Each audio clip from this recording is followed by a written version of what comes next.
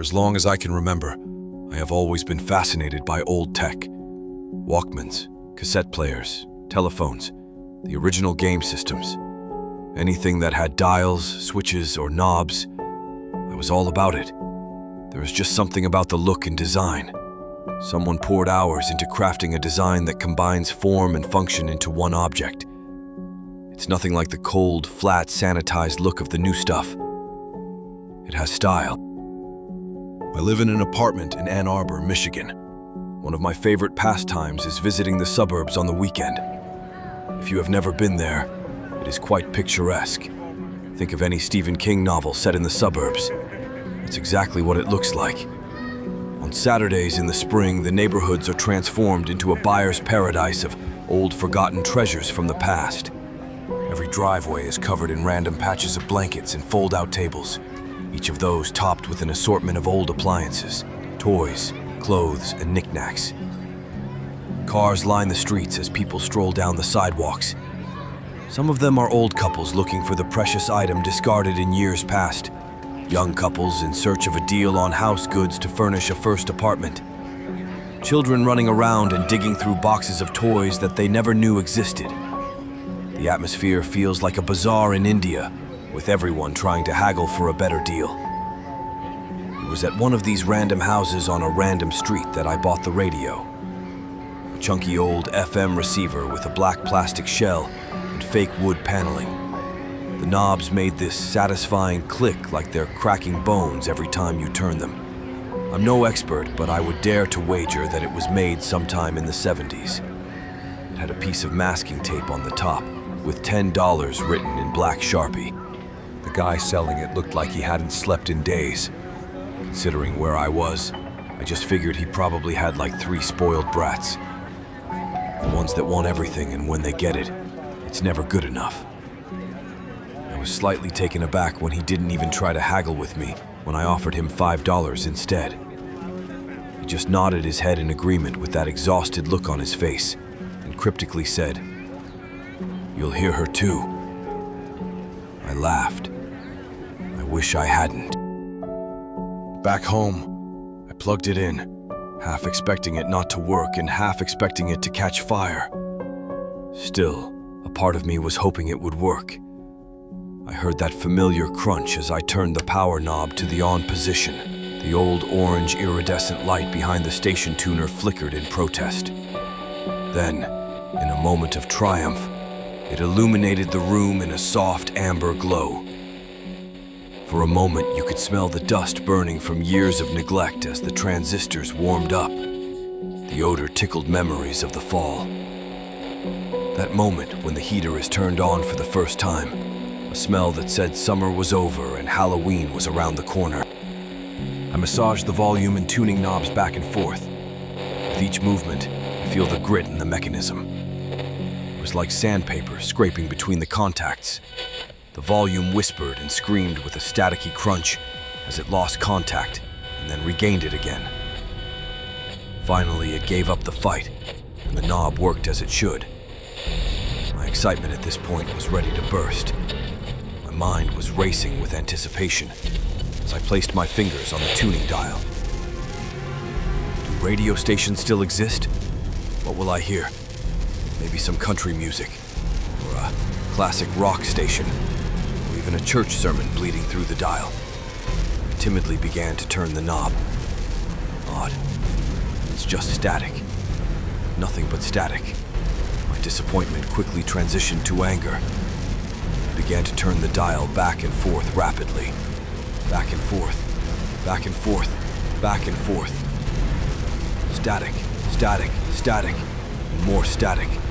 In my frustration, I stopped mid-dial, throwing my hands up in defeat as I turned my back on my new useless purchase. After a moment to calm myself, I realized something. It was quiet in my room. I could hear the low hum of my fan, but no static. At this point, I figured that I must have broken the radio with my aggressive manhandling of the ancient device. I tried to convince myself that it wasn't that big of a deal if I did. It was only $5, but the self-soothing lie was still of no comfort to me.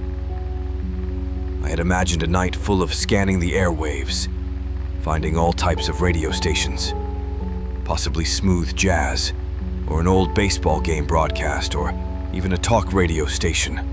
You know, the kind where the host gets way too worked up over something stupid. Then I saw it. The room was still bathed in a warm glow that could only be produced by technology of a bygone era. My heart leaped, and I stood breathless for a moment. My brain lit up with numerous possibilities for the current state of silence. Maybe I just damaged the tuning knob. I could fix that. Perhaps I hit a spot on the dial that still had dust on the contact. That's an easy fix too. I turned around and witnessed the lustrous glow emitting from behind the numbers on the tuner. With a steady hand and renewed hope, I reached for the knob. In the fraction of a second of my fingers touching it, I heard her voice. Immediately, my head and eyes darted around the room, scanning for the source. As she continued to speak, a realization washed over me. The voice was coming from the radio. I hadn't broken it. I may still get my smooth jazz or any number of other audio entertainment. Feeling relieved and elated over the prospect, I took a moment to listen to what the woman in the box had to say. She sounded like she was in her mid-20s, with a calm, distant, and crystal-clear voice. Now, I am no expert on old tech by any stretch of the imagination, but this was the clearest I have ever heard a speaker before. No background static, no pops.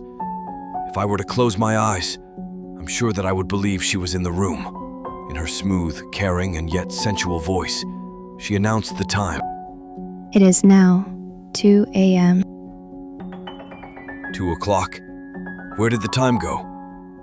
I must have gotten too wrapped up in this, I told myself. She continued. Good evening.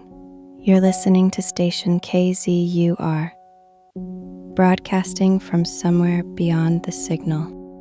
That's odd, I internally voiced to myself.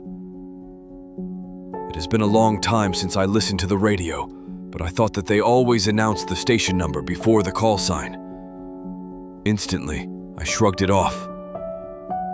My excitement was building again. I have the call sign. Hurriedly, I reached for my phone to look up the station before I forgot it. The results were perplexing, to say the least. In the Wikipedia results, it stated KZUR went off the air in 1984. A small-town independent station located in Gilman, Colorado. This didn't make any sense. Colorado? I live in Michigan. There's no way I could be hearing a station that's 4 states away that has been off the air since the mid-'80s. Nevertheless, here she is with her light, sultry voice, talking about the news. I kept listening, mesmerized by her low, floating tones. There were no songs, no ads, no static, just her melodic voice, the type that reminds you of a mother soothing her child, while at the same time bringing back memories of a lover or a want-to-be lover. I was entranced by this siren and blissfully lost in her melodic allure. I was soon abruptly snapped out of my hypnosis when she ended the broadcast with, Transmission complete. He is listening now. "What?" My mind confusedly complained. My throat vocalized the question, who is he? Why would anyone end a broadcast like that, and what does it mean? My mind quickly dismissed the statement as a possible inside joke, or maybe it's her catchphrase. Either way, it wasn't anything I was going to be able to get an answer to tonight. I decided to go ahead and go to bed for the evening. As I lay there in my room under the soft glow of the radio, intoxicated by this airwave enchantress, her voice echoed through my mind. The soft lullaby of her musical monotone danced in my head, soothing me to sleep. As I opened my exhausted eyes, the memories of the previous night began to slip back into my mind. I remember several of the news stories that she spoke of. However, with a less than hungover head, something seemed off about them. I lay there, focused, trying to recall the details of what she had mentioned. The names of the towns sounded familiar, or did they? Maybe I have heard of those areas before. The names sound like they would be names of towns. I don't recall any of the incidents she mentioned in my newsfeed yesterday. What was that one town's name she said? It started with a G. Gretchen, Griffin, Gibbon. Then, like a lightning bolt shooting to my brain or a shot of adrenaline to the heart, I remembered. The station didn't exist. I sat straight up in bed. My mind began racing in overdrive. What does this mean? How is this possible? Is the Wikipedia article wrong or possibly altered by trolls? Can there be a station in another state with the same call sign? I jumped out of bed and got dressed. Coffee was needed with no time to lose. I spent all day researching at my desk. It was nothing fancy. Just a basic, cheap desk that almost everyone has at some point in their life. You know, the Walmart special that's less than $100. The citrus glow of the radio was my companion for the entirety of the day. I hadn't changed anything from the previous night, yet the antique never made a sound. No annoying morning DJs, no music, no sports talk, not even static. It remained mute, unwilling to utter a single sound. My research was an arduous and fruitless task, to say the least. I couldn't find any news articles to corroborate the reports I had heard the night before. The roads and locations she had mentioned didn't seem to exist either. The only thing I could find anything on was the town name, Gilman, and that information was scarce at best. Nothing interesting. The town was deserted in 1984 due to pollution concerns. Pretty basic. It was almost time. I recalled last night that her broadcast started with the time. It was now 1:58, and if my hunch is right, she should transmit in 2 minutes. Of course, this was just a guess. During the day, I started to doubt what I had heard last night. Did I misremember? Was it just a dream? No. I'm sure of what I heard, and now it's either do or die. If she comes on, then I'm right. If not, then hopefully my insurance covers the copay for a therapist. Suddenly, the angel of the airways voice filled my room. It is now 2 a.m. My heart leaped, and I had to remind myself to breathe. I expected it, and yet at the same time, I didn't. My hunch was correct, and the smug excitement washed over me like a wave of vindication. However, the feeling was replaced as soon as it appeared. Being correct was one thing, but the implications of my accurate prediction added a weight of severity to this situation. A sense of unyielding dread now filled my being as I listened. She continued. Good evening. You're listening to Station KZUR, broadcasting to one listener in apartment 4B. What the? My heart immediately sank into my gut. I felt as though I was going to throw up. A sense of unease and disconnection from reality became my existence. The room felt as though it was going to start spinning, and I knew I needed to get control of myself. What is going on? Why did she say 4B? That's my apartment number. This doesn't make any sense. A radio station that no longer exists, that is 4 states away, and now this. I listened to the entire hour-long broadcast in hopes of her giving away something. Anything. There had to be a logical explanation for this. Was I the hapless victim of a cruel prank? Was I being targeted by someone who has a pirate radio station in their basement? I'm sure that I don't have any real enemies, at least not the kind that would go through these lengths to torment me. I'm pretty sure Karen from 9A isn't behind it. She hates that I just stuff junk mail protruding out of the mailboxes, rather than taking it up to my apartment to throw away. Surely she wouldn't go to these lengths. But the vixen of voice never let anything slip.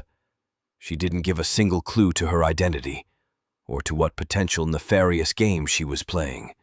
She then ended the program. I'm going to end tonight with a warning. Do not answer the door at 3:17 a.m. It is not your neighbor. Transmission complete. 3:17. That's in 17 minutes. I had even more questions now than what I started with tonight. It's as if I'm Alice falling through the rabbit hole, and nothing is logical anymore. I sat in my chair, a nervous wreck. My right foot tapped uncontrollably. In my mind, I started pleading with myself. Get it together, man. This is all a bunch of BS. Nothing is going to happen at 3:17. I glanced at the phone as that last thought passed through my brain. Holy crap, I screamed inside. It's 3:15. I exploded out of my chair and made a mad dash down the hall to my living room.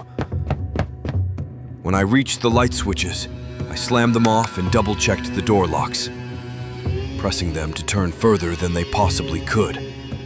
The only light in the apartment was the soft, incandescent glow of the radio illuminating from my bedroom. I walked over to my couch and focused my full intent on the door, feeling triumphant. My gaze remained fixated on that boring off-white door. It only momentarily shifted to my phone to see the time. 3:16. My inner self chastised me for my irrational actions. This is nuts. Nothing is going to happen. You're being paranoid for nothing. I sat there, foot still tapping. 3:17. Nothing. My foot ceased its protest immediately. My mind victoriously reprimanded me. See, I told you that. Footsteps. Slow. Deliberate. Heavy.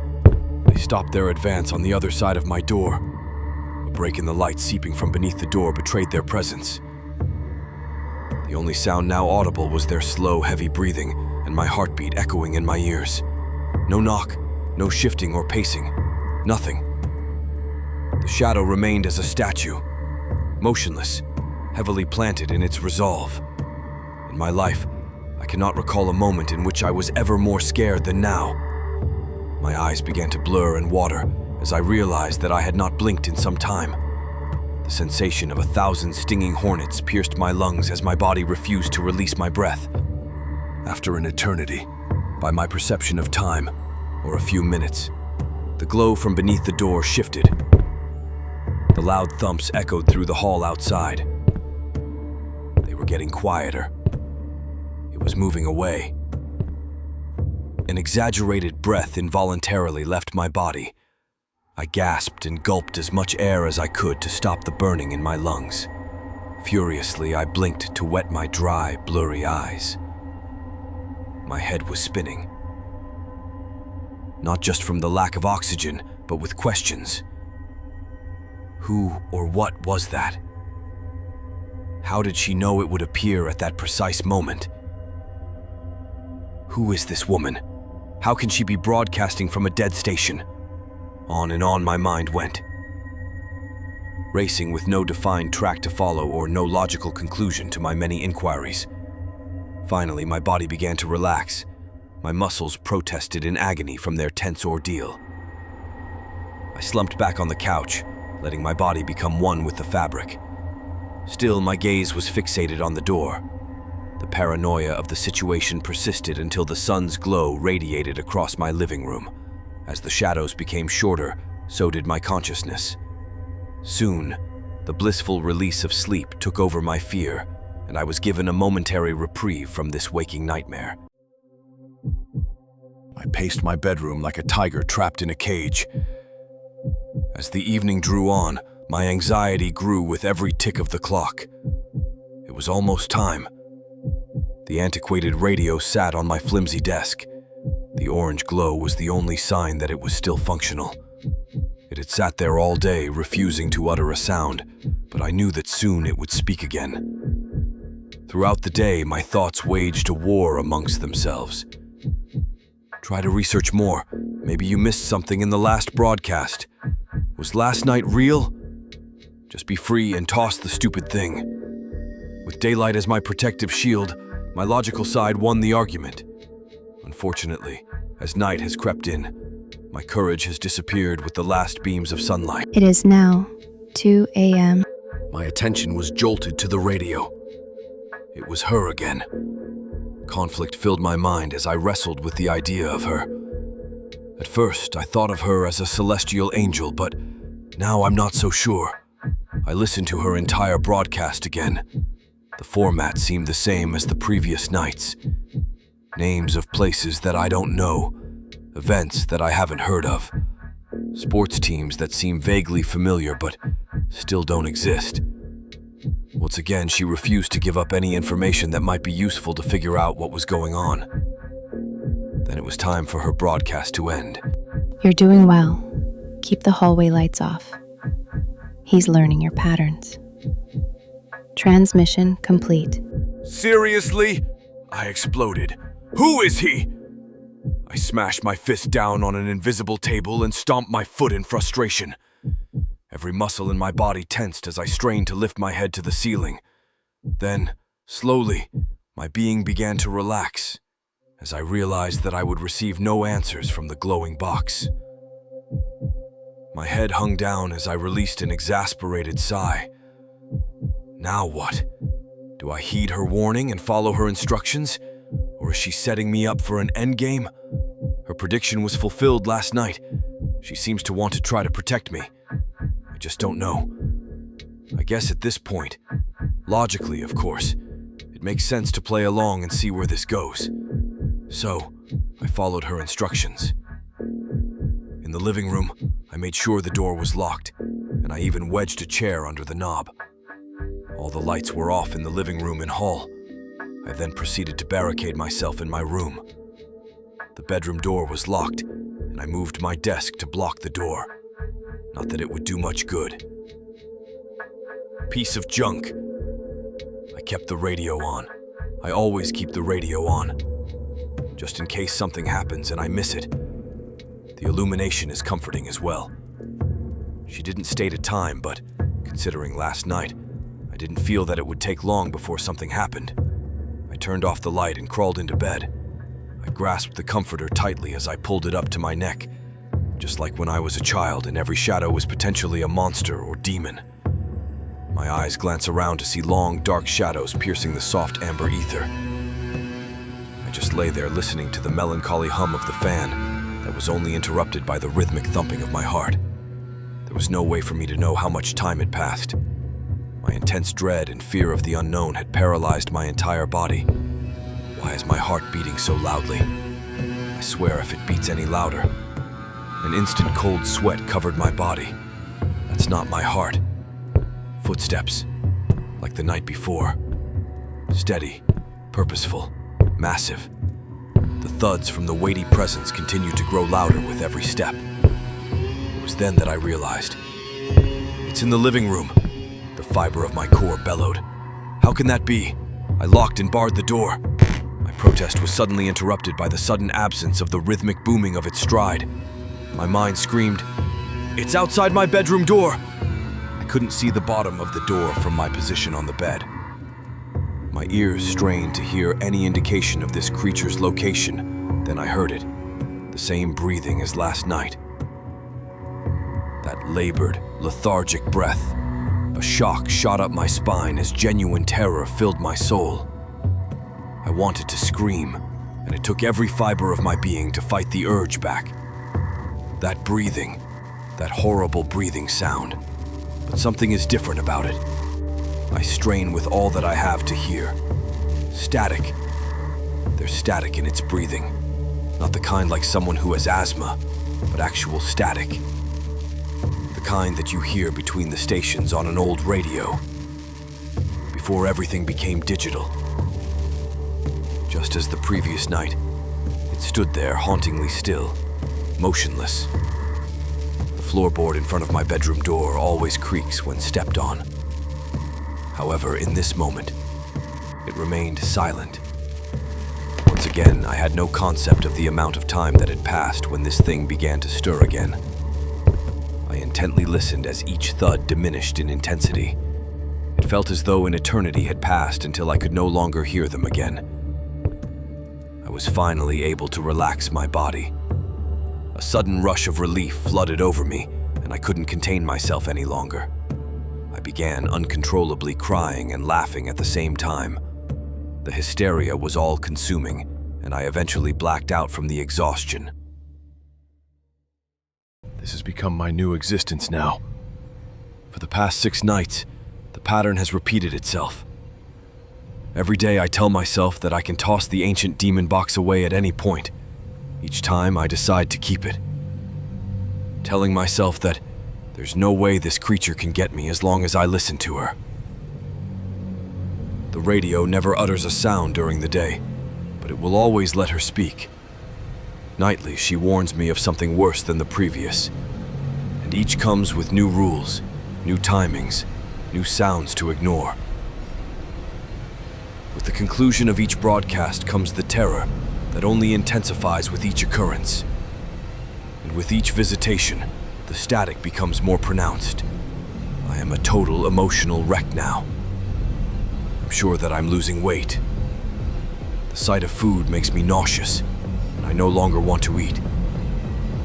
My only sleep is when I am emotionally drained after the unwelcome presence has left. I once thought I was pale, but my current appearance has proven that assumption incorrect. There is nothing left of me. I can't live like this anymore.